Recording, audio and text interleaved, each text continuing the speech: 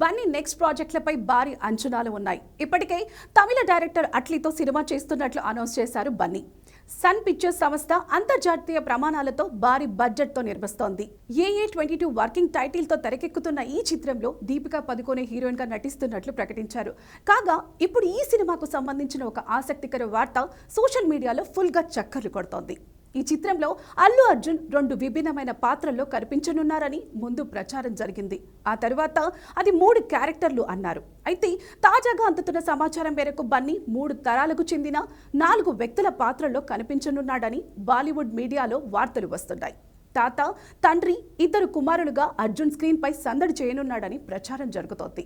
అంతేకాకుండా బన్నీ సైతం కొంచెం పెద్ద ఏజ్ లో ఉన్నట్లు గడ్డానికి రంగు వేసిన ఫోటోలు సైతం వైరల్ అవ్వటం మరింత బలాన్ని చేకూరుస్తోంది. ఇదే కనుక నిజమైతే ఒక సినిమాల్లో 4 విభిన్నమైన పాత్రల్లో కనిపించిన ఫస్ట్ యంగ్ హీరో బన్నీనే.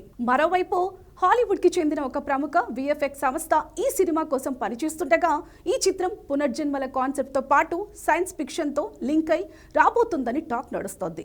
మొత్తం 5 హీరోయిన్లు ఈ మూవీలో ఉంటారని గుసగుసలు వినిపిస్తున్నాయి. ఇప్పటికే ఒకరి ఫిక్స్ అవ్వగా మిగిలిన వారి గురించి త్వరలోనే అప్డేట్ వచ్చే అవకాశం ఉంది.